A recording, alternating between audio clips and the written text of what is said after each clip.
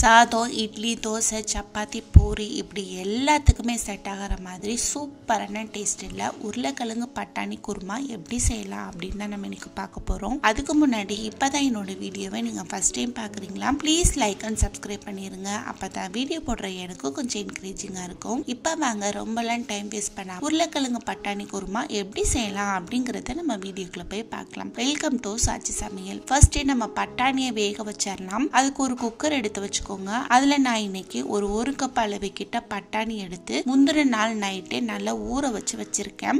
இப்போ இந்த பட்டாணியை தண்ணியோடைய இந்த குக்கர்ல சேர்த்துக்கலாம். அடுத்து இந்த பட்டாணிக்கு தேவையான அளவு உப்பும் போட்டு நல்லா மிக்ஸ் பண்ணி விட்டுட்டு குக்கரை மூடி வச்சு ஹை ஃப்ளேம்ல வச்சு 2 விசில் விடுங்க, கரெக்டா இருக்கும். இப்போ 2 விசில் போயிடுச்சு.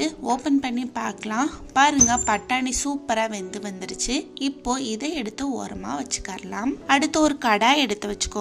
இந்த குருமாவுக்கு தேவையான மசாலா ரெடி பண்ணிடலாம். இந்த கடாயில ஒரு ஸ்பூன் அளவுக்கு எண்ணெய் சேர்த்துக்கலாம். எண்ணெய் நல்லா காஞ்சதும் இதுல சீரகம், கிராம்பு, ஏலக்காய் இது எல்லாத்தையும் இதுல சேர்த்துக்கலாம். அடுத்து இது கூடவே ஒரு 10 போல முந்திரி பருப்பும் போட்டுக்கோங்க. முந்திரி இல்லாத பட்சத்துக்கு நீங்க கசகசா கூட சேர்த்துக்கலாம், அதுவும் நல்லா இருக்கும். இப்போ இது எல்லாத்தையும் சேர்த்து அது நல்லா செவந்து வர வரைக்கும் வறுத்து விட்டுக்கலாம். பாருங்க, இந்த அளவுக்கு இது நல்லா வறுத்து வந்த பிறகு இதுல ஒரு 10 போல சின்ன வெங்காயம் எடுத்து உரிச்சு வச்சிருக்கேன், அதை இதுல சேர்த்துக்கலாம். அடுத்து ஒரு 6ல இருந்து 7 பல் கிட்ட பூண்டு எடுத்து வச்சிருக்கேன், அதை இதுல போட்டு வெங்காயம் நல்ல கண்ணாடி பதம் வர வரைக்கும் வதக்கி விட்டுக்கலாம். ஒரு 2 நிமிஷத்துக்கிட்ட ஆயிடுச்சு. வெங்காயம் நல்ல ஒரு கண்ணாடி பதத்துக்கு வந்துருச்சு. இந்த டைம்ல இதுல ஒரு சில்ல அளவு கிட்ட தேங்காய் எடுத்து நல்லா பொடிசா கட் பண்ணி வச்சிருக்கேன், அதை இதுல போட்டு நல்லா கிளறி விட்டுக்கலாம். தேங்காய் போட்டு ரொம்ப நேரம் கிளறணும் அப்படிங்கறதுல சும்மா 1 நிமிஷம் கிளறி விட்டுட்டு கேஸ் ஆஃப் பண்ணிட்டு இது நல்லா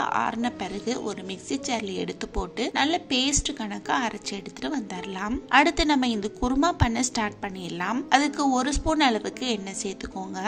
எண்ணெய் நல்லா காஞ்சதும் இதுல கடுகு, 1/2 ஸ்பூன் உளுந்து, அடுத்து 1 ஸ்பூன் அளவுக்கு ஜீரகம் இது எல்லாத்தையும் போட்டு நல்லா மிக்ஸ் பண்ணி விட்டுக்கலாம். நம்ம போட்ட கடுகு ஓரளவுக்கு பொரிஞ்சு வந்த பிறகு இதுல 1 கொத்து அளவு கிட்ட கருவேப்பிலையை சேர்த்துக்கலாம். அடுத்ததா ஒரு பெரிய சைஸ் அளவு வெங்காயத்துல பாதி வெங்காயம் மட்டும் எடுத்து பொடிசா கட் பண்ணி வச்சிருக்கேன். அதையும் ஒரு 3 கிட்ட பச்சை மிளகாய் எடுத்து கட் பண்ணி வச்சிருக்கேன், அதையும் இதுல போட்டு அது கூட சேர்த்து நல்லா வதக்கி விட்டுக்கலாம். இப்ப பாருங்க, வெங்காயம் நல்லா வதங்கி வந்துருச்சு. இந்த டைம்ல இதுல ஒரு 2 கிட்ட மீடியம் சைஸ் அளவு தக்காளி பழமா எடுத்து கட் பண்ணி வச்சிருக்கேன், அதையும் இதுல போட்டு அது கூட சேர்த்து நல்லா வதக்கி விட்டுக்கலாம். நம்ம போட்ட தக்காளி நல்லா சாஃப்டாகி வரணும், அது வரைக்கும் இதை கிளறி விட்டுக்கலாம். இப்ப பாருங்க, சூப்பரா சாஃப்டா மசிஞ்சு வந்துருச்சு. இந்த டைம்ல இதுக்கு தேவையான மசாலா சேர்த்துக்கலாம். 1 ஸ்பூன் அளவுக்கு மிளகாய் தூள், 1 ஸ்பூன் அளவுக்கு மல்லித்தூள், 1/2 ஸ்பூன் மஞ்சள் தூள், 1 ஸ்பூன் மிளகாய் தூள், அடுத்து 1 ஸ்பூன் அளவு கிட்ட கரம் மசாலா, அடுத்து இதுக்கு தேவையான அளவு உப்பு. இதுதான் இதுக்கு தேவையான மசாலா. இந்த மசாலாவும் அந்த கிரேவில நல்லா மிக்ஸ் ஆகிற மாதிரி கிளறி விட்டுட்டு நான் இன்னைக்கு ஒரு 1/4 கிலோ அளவுக்கு உருளைக்கிழங்கு எடுத்து கட் பண்ணி வச்சிருக்கேன். நான் தோலோட தான் சேர்த்துக்கிறேன், உங்களுக்கு தேவையில்லைன்னா நீங்க தோலை கட் பண்ணிக்கலாம்.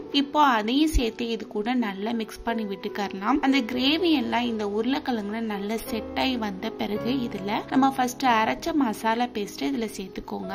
அடுத்து கொஞ்சமா மிக்ஸி ஜார்ல தண்ணி ஊத்தி அலசி இதுல சேர்த்துக்கலாம். இப்போ இந்த மசாலா பேஸ்ட் அந்த உருளைக்கிழங்குல நல்லா மிக்ஸ் ஆகுற மாதிரி ஒரு 2 நிமிஷத்துக்கிட்ட கிளறி விட்டுக்கோங்க. இப்பவே இந்த குருமால இருந்து நல்ல ஒரு வாசனை வருது. இந்த டைம்ல நம்ம வேக வச்சிருக்கிற பட்டாணியை தண்ணியோடைய இதுல சேர்த்துக்கலாம். இப்போ இது எல்லாத்தையும் சேர்த்து நல்லா மிக்ஸ் பண்ணி விட்டுட்டு குக்கரை மூடி வச்சு ஹை ஃப்ளேம்ல வச்சு ஒரு விசிலும் லோ ஃப்ளேம்ல வச்சு ஒரு விசிலும் விடுங்க, கரெக்டா இருக்கும். இப்போ 2 விசில் வந்துருச்சு. ஓபன் பண்ணி பார்க்கலாம். வாவ், பாருங்க, சூப்பரான வாசனை வருது. இதுல இருந்து அருமையா இருக்கும் இந்த குருமா. நீங்க கண்டிப்பா ட்ரை பண்ணி பாருங்க. இப்போ இது எல்லாத்தையும் சேர்த்து நல்லா மிக்ஸ் பண்ணி விட்டுட்டு கடைசியா கொஞ்சமா கொத்தமல்லி இலை தூவி அதையும் சேர்த்து நல்லா கிளறிட்டு நீங்க இட்லி, தோசை, சப்பாத்தி, பூரி, சாதம் இது எல்லாத்துக்குமே நீங்க சர்வ் பண்ணிக்கலாம். அருமையா இருக்கும். கண்டிப்பா ட்ரை பண்ணி பாருங்க. ட்ரை பண்ணி பார்த்துட்டு எப்படி இருந்தது அப்படிங்கறத கமெண்ட் பாக்ஸ்ல கமெண்ட் பண்ணுங்க. ரொம்ப ரொம்ப டேஸ்டான சூப்பரான இந்த குருமா உங்களுக்கு பிடிச்சிருந்ததுன்னா லைக் பண்ணுங்க, ஷேர் பண்ணுங்க, சப்ஸ்கிரைப் பண்ணுங்க.